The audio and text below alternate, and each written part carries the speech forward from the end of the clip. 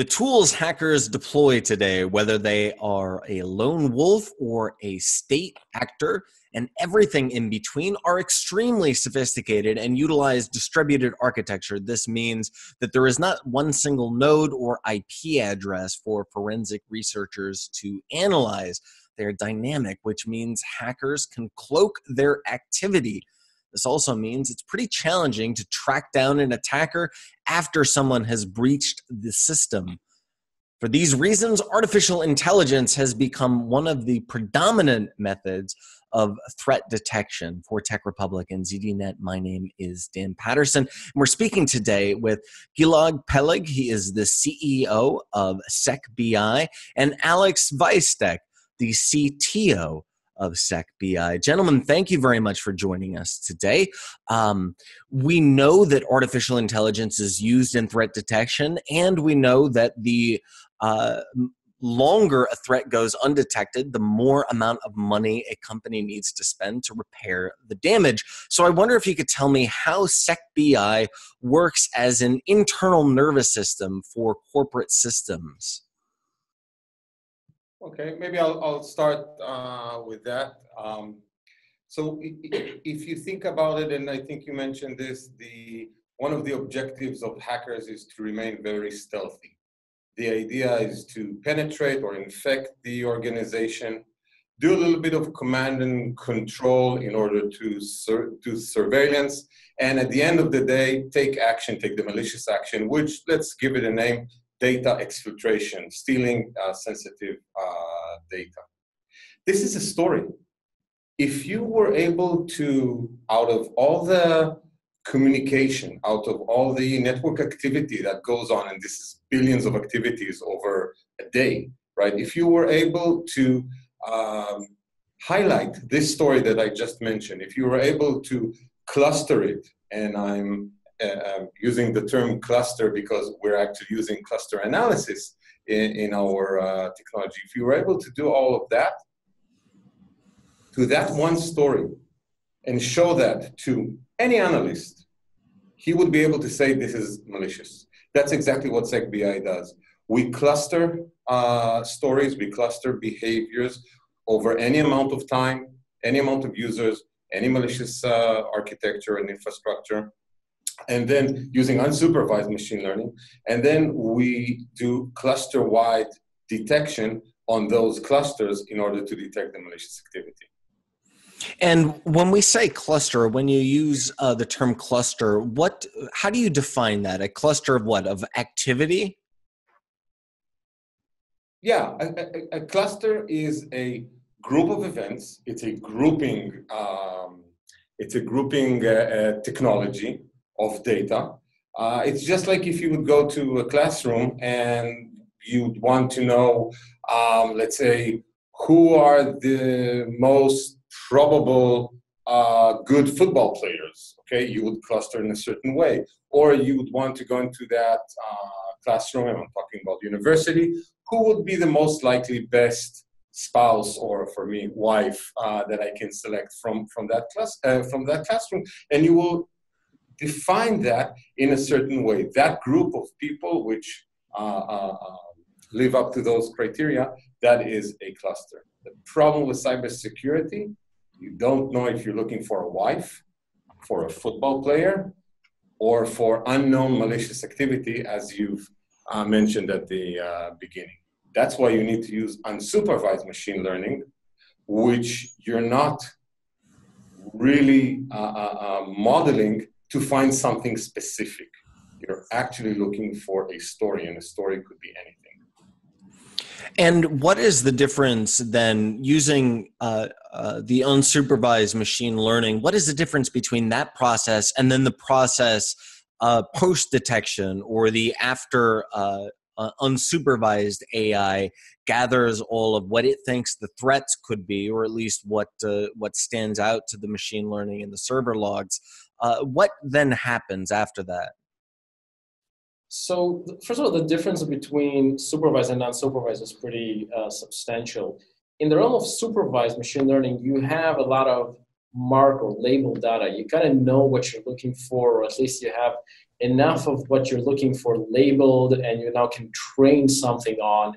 And given a new sample that might resemble this labeled data, you might be able to detect it. The realm of cybersecurity and machine learning for cybersecurity is a bit trickier in that sense that we don't know exactly what we're looking for at any given point in time. We know retrospectively, but it's very, very easy for hackers, for anybody, to change their behavior.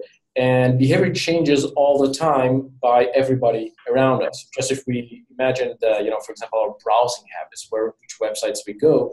So some websites we visit regularly, but most of them are new, and we might not even be aware of them, but new advertising websites, new content that we receive comes from new domains, new URLs, and especially new attacks come every second, every day, every month.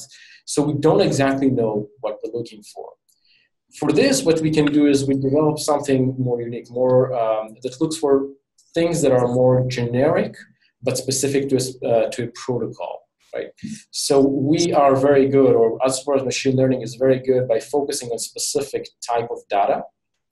And given the rules or the physics of that type of data, look for things within that, things that violate or attempt to violate the physics of that concept.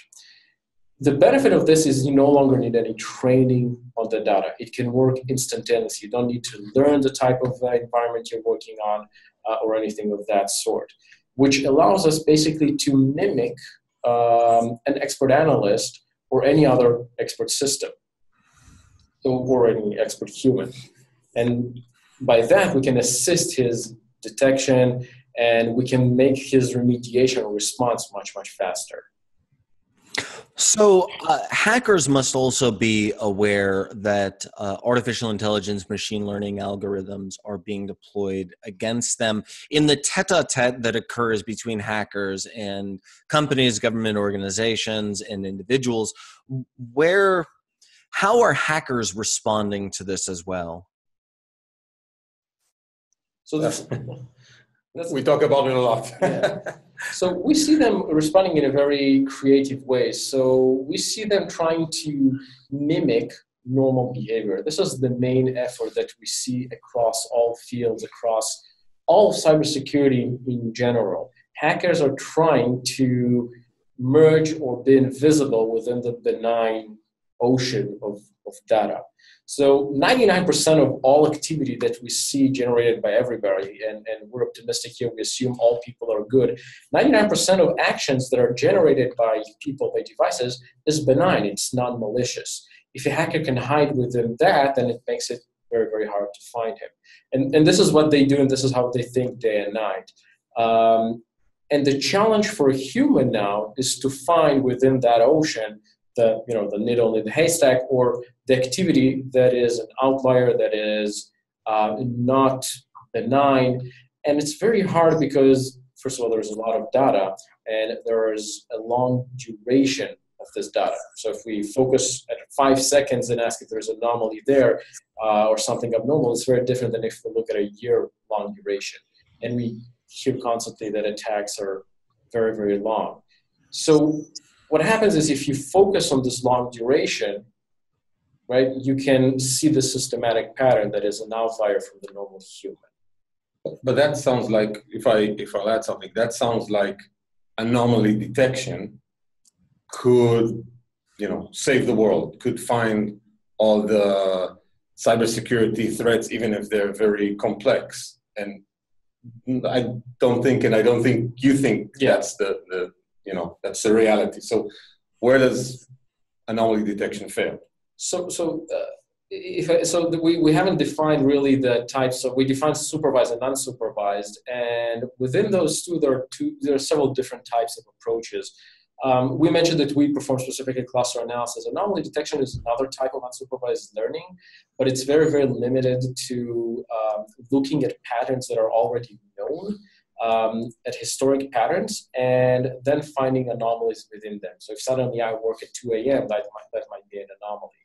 Whereas cluster analysis is designed to really find patterns in large amounts of data in huge data structures.